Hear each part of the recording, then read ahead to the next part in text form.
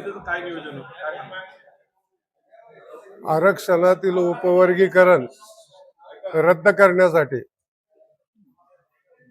आनंदराज साहेब आंबेडकर, चंद्रकांतजी हंडोरे साहेब, राजकुमार बडोले, बबनराव घोलप, बाबूराव माने, प्रकाश कांबळे या वरिष्ठ नेत्यांच्या नेतृत्वामध्ये 12 तारखेला क्रांती चौक येथून 11 वाजता मोर्चाचं नियोजन आम्ही केलेलं आहे. मोर्चा सकाळी 11 वाजता निघून विभागीय आयुक्त कार्यालयामध्ये त्याचा समारोप होणार आहे.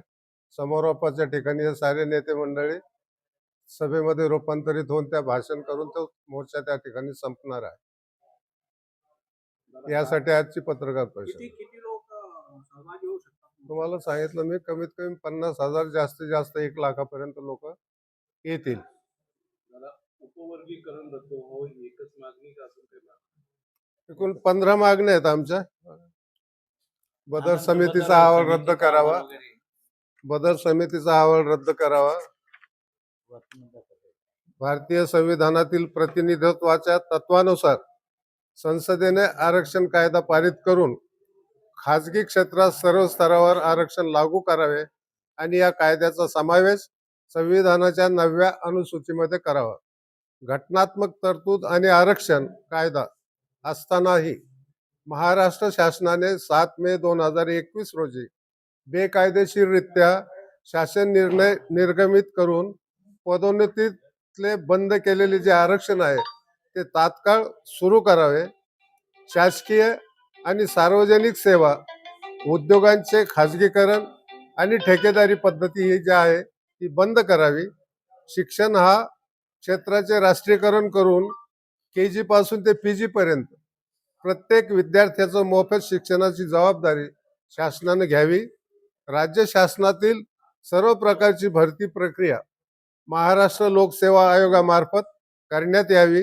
डॉक्टर बाबासाहेब आंबेडकर संशोधन व प्रशिक्षण संस्थेच्या मार्फत देण्यात येणारी अधिछात्रवृत्तीची फेलोशिपची संख्या 1000 पर्यंत करण्यात यावी.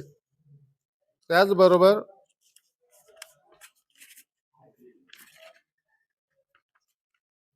अनुसूचित जातीच्या आरक्षणाचे उपवर्गीकरण रद्द करावे. उपवर्गीकरणासाठी नेमलेली बदर समितीचा अहवाल तात्काळ बरखास्त करून तो अहवाल फेटाळून लावण्यात यावा. आरक्षणाची 100% अंमलबजावणी करावी. रिक्त आरक्षित पदे तातडीने भरावीत. अनुसूचित जातीचा अनुशेष भरण्यासाठी विशेष भरतीची मोहीम राबविल्या जावी. डी रिझर्वेशन प्रक्रिया तात्काळ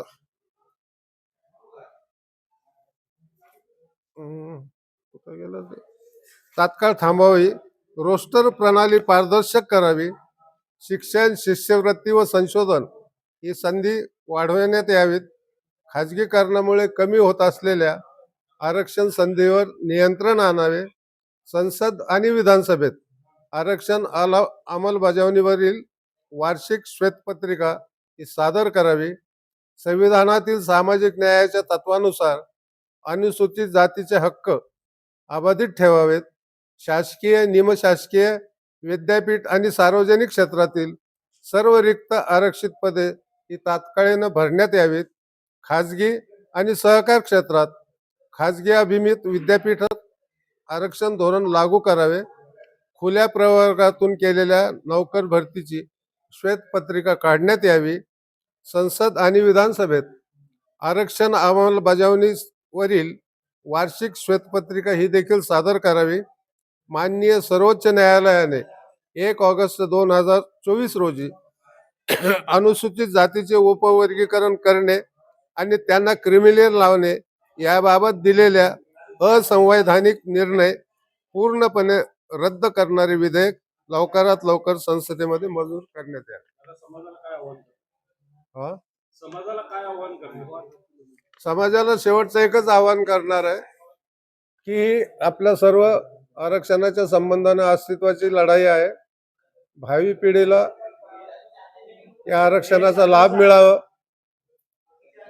यासाठी उद्याच्या मोर्चामध्ये लाखोच्या संख्येने उत्स्फूर्तपणे सर्वांनी जास्तीत जास्त संख्येने सामील व्हावं.